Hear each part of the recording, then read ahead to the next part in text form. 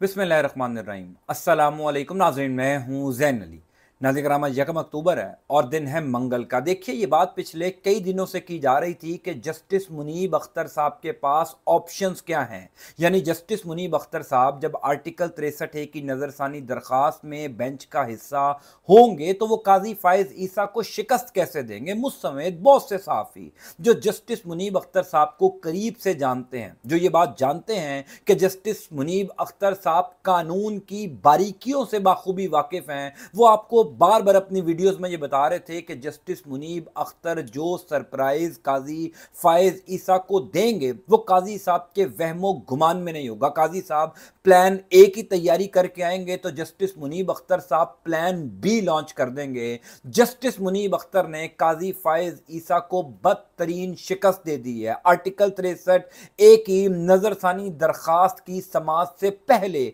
Justice Munib Akhtar ने जो supreme court of Pakistan के रजिस्ट्रार को खत लिखा, उससे बड़ा धमाका, उससे बड़ा सरप्राइज रात गए जस्टिस मुनीब अख्तर ने दे दिया है। रात गए सुप्रीम कोर्ट ऑफ पाकिस्तान से एक बहुत बड़ी खबर सामने आ गई है। आर्टिकल 63 ए की नजरसानी दरखास्त के जरिए काजी फायज ईसा की एक्सटेंशन की तमाम तर उम्मीदें दम तोड़ गई हैं। जस्टिस मुनीब अख्तर साहब ने यह बाजी जीत ली है। तमाम तर तफसीलात मैं आपको बता देता हूं। देखिए, जस्टिस मुनीब अख्तर साहब कानून की बारीकियों से बखूबी वाकिफ हैं। कल पहले तो वो ना बेंच से अलग हुए और ना ही उन्होंने बेंच तोड़ने का मुतालबा किया। उन्होंने ऐसा सरप्राइज काजी फायज ईसा को दिया जो काजी साहब के वहमो गुमान में नहीं था, क्योंकि ये बात पिछले कई दिनों से की जा रही थी। जब प्रैक्टिस एंड प्रोसीजर कमेटी ने आर्टिकल 63 ए की नजरसानी दरखास्त वाला बेंच बनाया था, उसी टाइम ये चहमगोइयां शुरू हो गई थी कि जस्टिस मुनीब अख्तर साहब के पास आखिरकार ऑप्शंस हैं क्या। पहला ऑप्शन तो ये था कि वो रिक्यूज कर जाएं, वो ये कह दें कि मैं बेंच का हिस्सा ही नहीं हूं। तो जस्टिस काजी फायज ईसा के लिए बड़ा आसान था कि क्योंकि अथॉरिटी जज ने खुद इनकार कर दिया तो जस्टिस काजी फायज ईसा किसी और जज को बेंच का हिस्सा बनाकर अपनी मर्जी का फैसला ले लेते। फिर यह भी बात हो रही थी कि जस्टिस मुनीब अख्तर साहब क्या पता सुप्रीम कोर्ट ऑफ पाकिस्तान के कोर्ट रूम नंबर 1 में बैठे, यानी बेंच केस की समाअत का आगाज करे और आगाज में ही जस्टिस मुनीब अख्तर साहब कह दें कि क्योंकि मुझे इस बेंच के ऊपर एतराज है तो मैं खुद को इस बेंच से अलग कर रहा हूं। तब भी काजी फायज ईसा ने बड़ी आसानी से किसी और जज को इस बेंच में शामिल कर लेना था, लेकिन जस्टिस मुनीब अख्तर साहब ने वाकई में यह साबित कर दिया कि वो काजी फायज ईसा से 2 हाथ आगे सोच रहे हैं, वो 2 कदम आगे सोच रहे हैं। पहला धमाका तो उन्होंने कल इस केस की समाअत शुरू होने से पहले ही कर दिया था, यानी पीर का दिन था जब जस्टिस काजी फायज ईसा पूरी तैयारी के साथ आए थे अपने तमाम तर साथी जजेस को लेकर के। बड़ी आसानी से आर्टिकल 63 ए की नजरसानी उड़ा दी जाएगी। सुप्रीम कोर्ट ऑफ पाकिस्तान का 2022 वाला फैसला उड़ाकर कानून में तब्दीली कर दी जाएगी। तमाम तर अरकान कौमी और सूबाई असम्बली को ये इख्तियार दे दिया जाएगा कि आप अपनी पार्टी पॉलिसी के खिलाफ धड़ाधड़ वोट दें, आईनी तरमीम को वोट दें और मुझे एक्सटेंशन दे दें। पहला सरप्राइज तो जस्टिस मुनीब अख्तर साहब ने इस केस की समाअत शुरू होने से पहले ही दे दिया था। वो खत आपने देख लिया होगा, उस खत का जो कंटेंट था वो भी आपने देख लिया होगा, लेकिन असल सरप्राइज जो कह लीजिए कि जो आउट ऑफ सिलेबस चीज काजी फायज ईसा के लिए आई है वो जस्टिस मुनीब अख्तर साहब का रात किया जाने वाला बड़ा धमाका था, जिसके आफ्टर शॉक्स आज मंगल के दिन सुबह होते ही सुप्रीम कोर्ट ऑफ पाकिस्तान में सुनाई दे रहे हैं। पहली इंपॉर्टेंट बात कि जस्टिस मुनीब अख्तर साहब ने कानून की बारीकियों को समझते हुए ना तो वो बेंच से अलग हुए और ना ही उन्होंने बेंच तोड़ने का मुतालबा किया। उन्होंने बेंच की तश्कील के ऊपर सवालात उठा दिए कि क्योंकि ये प्रैक्टिस एंड प्रोसीजर कमेटी गैर आईनी है, यानी जस्टिस मुनीब अख्तर साहब ने कहा कि अगर इस प्रैक्टिस एंड प्रोसीजर कमेटी से मुझे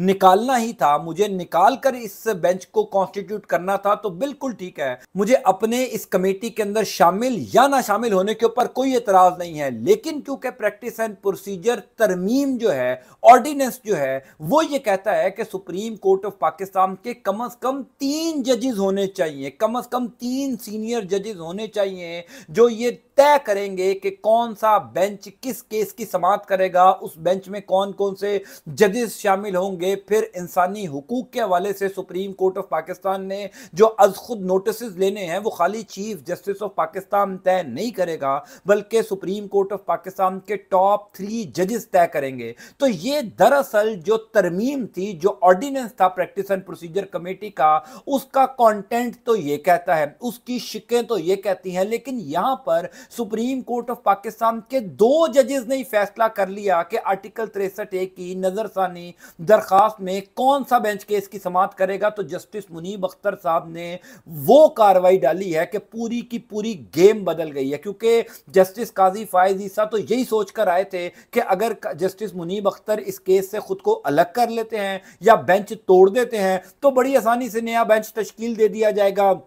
बड़ी आसानी से जो है वो कोई और जज इस बेंच का हिस्सा बन जाएगा। लेकिन जस्टिस मुनीब अख्तर साहब ने कहा कि ये कोर्ट ऑफ लॉ नहीं है, आप एक ऐसा बेंच बना ही नहीं सकते जो practice and procedure committee, full committee जो है वो उस बेंच को नॉमिनेट ना करे। सो लिहाजा कमेटी तो अभी भी पूरी नहीं है। चीफ जस्टिस काजी फायज ईसा के लिए सबसे बड़ी परेशानी ये है कि जस्टिस मंसूर अली शाह जो सीनियर प्यूनी जज हैं, क्योंकि जो प्रैक्टिस एंड प्रोसीजर लॉ है वो ये कहता है कि पहले नंबर पर इस कमेटी के मेंबर चीफ जस्टिस होंगे, दूसरे नंबर पर सुप्रीम कोर्ट ऑफ पाकिस्तान के सीनियर प्यूनी जज होंगे, तीसरे नंबर पर चीफ जस्टिस की मर्जी का कोई जज हो सकता है। ये प्रैक्टिस एंड प्रोसीजर का ओरिजिनल लॉ है। यानी दूसरे नंबर का जो सुप्रीम कोर्ट ऑफ पाकिस्तान का जज है, जिसको सीनियर प्यूनी जज कहा जाता है, जो इस टाइम जस्टिस मंसूर अली शाह साहब हैं, उनका बेंच के अंदर होना इंतहाई जरूरी है। ये कानून है कि उनके बगैर कोई भी बेंच तश्कील नहीं दिया जा सकता जब तक वो कमेटी के मेंबर नहीं होंगे।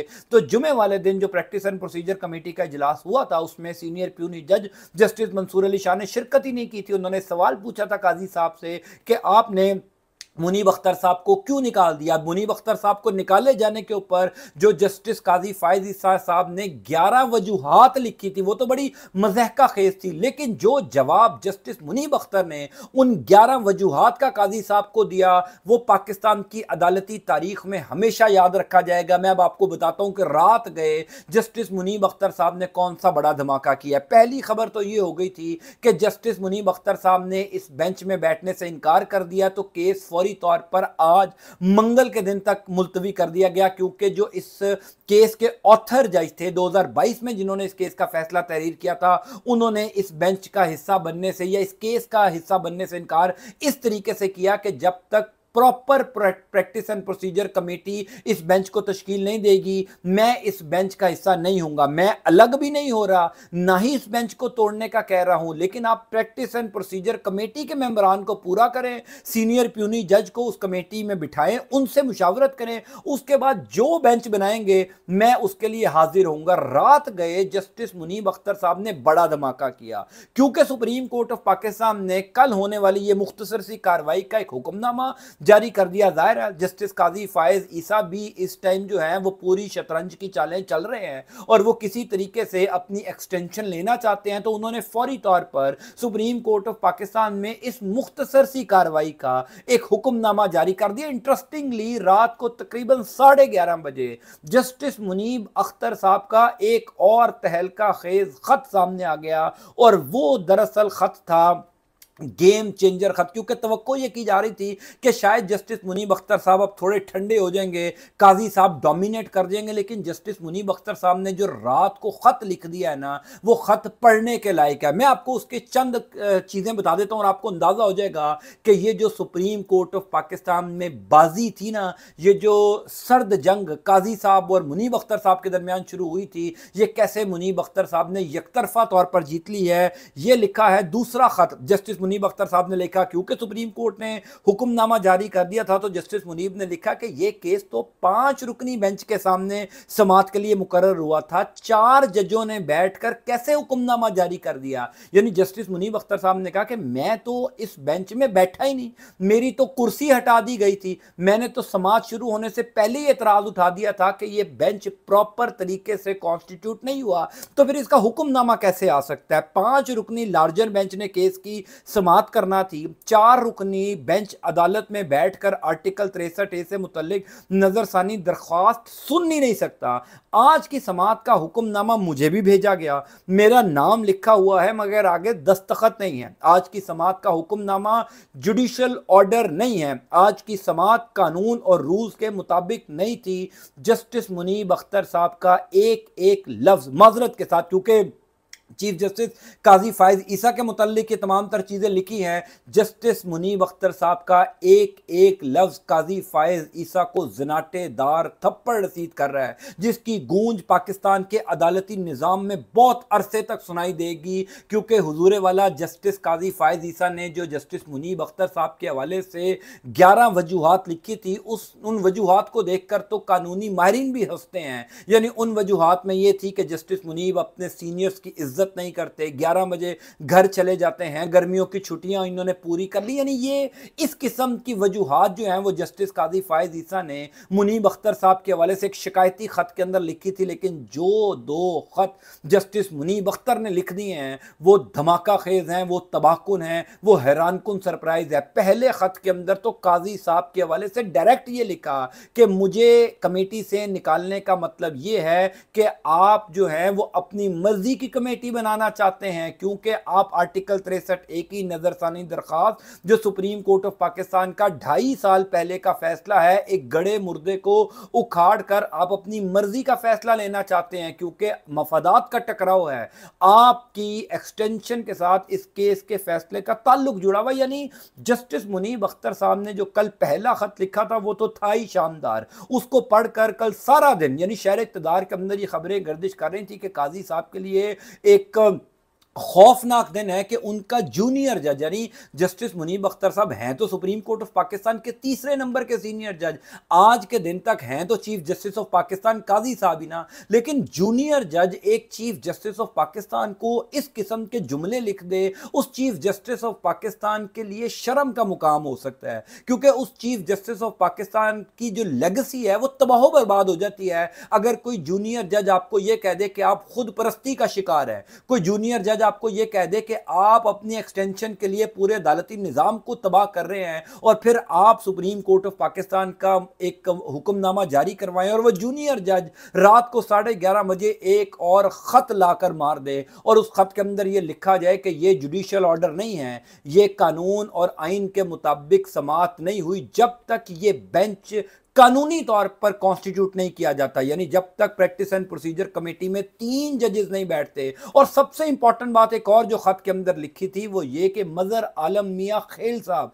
जिनके हवाले से मैंने आपको कल भी अपने वीलॉग में बताया था कि मौसूफ 30 लाख रुपए माहाना तनख्वाह ले रहे हैं, एडहॉक जज हैं, रिटायर हो चुके थे, क्योंकि काजी साहब के ब्लू आइड हैं, क्योंकि काजी साहब उनको पसंद करते हैं, तो काजी फायज ईसा साहब उनको रिटायरमेंट के बाद घर से उठाकर जहां पर वो अपनी रिटायर्ड लाइफ गुजार रहे थे 30 लाख रुपए माहाना पर सुप्रीम कोर्ट ऑफ पाकिस्तान में लेकर आए कि आप आइए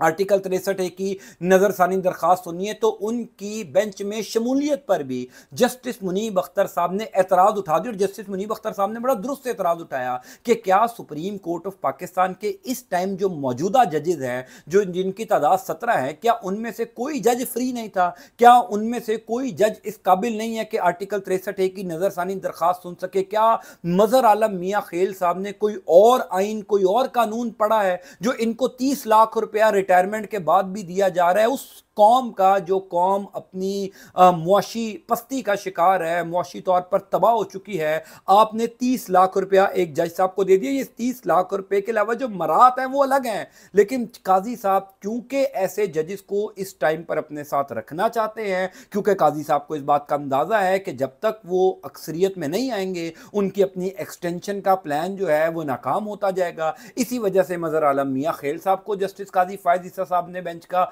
हिस्सा बनाया। सो जस्टिस मुनीब अख्तर साहब वो बाजी जीत गए हैं जो बाजी शुरू तो काजी फायज ईसा ने प्रैक्टिस एंड प्रोसीजर कमेटी से जस्टिस मुनीब अख्तर साहब को निकाल कर शुरू की थी, लेकिन उसका इख्तिताम जस्टिस मुनीब अख्तर साहब ने इन 2 खतूत के जरिए ऐसा सरप्राइज देकर किया कि जस्टिस काजी फायज ईसा के पास कोई और ऑप्शन नहीं रहा। अब से कुछ देर बाद इस आर्टिकल 63A की नजरसानी दरखास्त के हवाले से और कौन सी बड़ी डेवलपमेंट्स होती हैं, आई एम श्योर आज भी एक तहलका खेज अदालती दिन होगा। सुप्रीम कोर्ट ऑफ पाकिस्तान से बहुत बड़ी बड़ी खबरें आएंगी, क्योंकि पिछले कई दिनों से ये खबरें गर्दिश कर रही थी कि ये वो वाहिद उम्मीद है जस्टिस काजी फायद ईसा की जो उनको एक्सटेंशन दिलवा सकती है। लेकिन जस्टिस मुनीब अख्तर साहब ने इस उम्मीद के आगे बंद बांध दिया है। मैं इंशाअल्लाह ताला आपको अपडेट करता जाऊँगा। अल्लाह ताला आपका, आपके अहले खाना का हामी नासिर हो।